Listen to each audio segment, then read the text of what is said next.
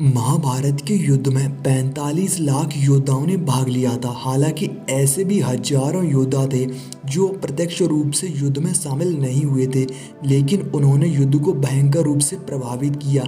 ऐसे ही 5 महान योद्धा थे जिन्होंने प्रत्यक्ष रूप से युद्ध नहीं लड़ा, लेकिन युद्ध को अपने तरीके से प्रभावित किया। श्री कृष्ण युद्ध में सभी हाथी और रथों के सारथियों में से बहुतों ने प्रत्यक्ष रूप से कभी युद्ध नहीं लड़ा। वे बस योद्धाओं के रथ या हाथी को चलाते रहे। उनमें से बहुत तो पहले ही मारे जाते थे, जिनके स्थान पर दूसरे सारथी ही नियुक्त किए जाते थे।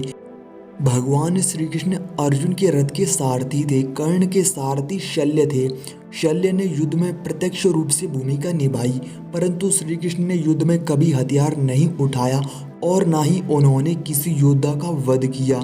फिर भी उन्होंने सबसे ज्यादा युद्ध को प्रभावित किया। बर्बरीक भीम के पौत्र और घटोत्कच के पुत्र दानवीर बर्बरीक के लिए 3 बाण ही काफी थे, जिनके बल पर वे कौरवों और पांडवों की समस्त सेना को समाप्त कर सकते थे। इसीलिए भगवान श्री कृष्ण ने दान में उनका शीश मांग लिया था। उनकी इच्छा थी कि वे महाभारत के युद्ध को देखें, तो श्री कृष्ण ने उन्हें वरदान देकर उनका शीश एक ऐसी जगह रखवा दिया था जहां से वे महाभारत के संपूर्ण युद्ध को देखते रहते थे। कहते हैं कि जब वे कौरवों की सेना को देखते थे तो उधर तबाही मच जाती थी, और जब वे पांडवों की सेना की ओर देखते थे तो उधर की सेना का संहार होने लगता था। ऐसे में उनका शीश दूर पहाड़ी पर स्थापित कर दिया गया था। युद्ध की समाप्ति पर पांडवों में ही आपसी तनाव हुआ कि युद्ध में विजय का श्रेय किसे दिया जाए।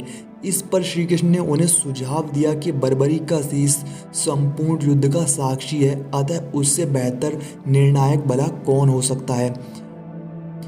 इस पर बर्बरीक के शीश ने उत्तर दिया कि उन्हें तो युद्ध भूमि में चारों ओर सिर्फ श्री कृष्ण का सुदर्शन चक्र ही घूमता हुआ दिखाई दे रहा था, जो कि शत्रु सेना को काट रहा था। महाकाली दुर्गा श्री कृष्ण के आदेश पर शत्रु सेना के रक्त से भरे प्यालों का सेवन कर रही थी। जब इंद्र को पता चला कि उनके पुत्र अर्जुन को कर्ण से बहुत बड़ा खतरा है, तो वे श्री कृष्ण के पास पहुंचे। श्री कृष्ण ने उन्हें सलाह दी कि कर्ण बहुत बड़ा दानवीर है, आप उसके दान देने के समय पर ब्राह्मण के वेश में वहां पहुंच जाइए और उससे दान कराने का संकल्प लेकर उससे कवच और कुंडल मांग लीजिए। इंद्र ने ऐसा ही किया, लेकिन कवच और कुंडल ले जाने के बाद आकाशवाणी हुई कि तुमने धोखे से कर्ण के कवच कुंडल ले लिए हैं। इसके बदले तुम्हें भी कुछ देना होगा, अन्यथा तुम्हारा यह रथ भूमि में ऐसे ही धंसा रहेगा और तुम भी धंस जाओगे। तब इंद्र ने वापस लौटकर कर्ण को अपना अमोघ अस्त्र देकर कहा कि इसे जिस पर भी तुम चलाओगे वह निश्चित रूप से ही मर जाएगा। यह अचूक है, लेकिन इसका उपयोग एक बार ही कर सकते हो। कर्ण इस अस्त्र से अर्जुन को मारना चाहता था, लेकिन दुर्योधन और कृष्ण के कहने पर उसे मजबूरन यह अस्त्र घटोत्कच पर चलाना पड़ा था।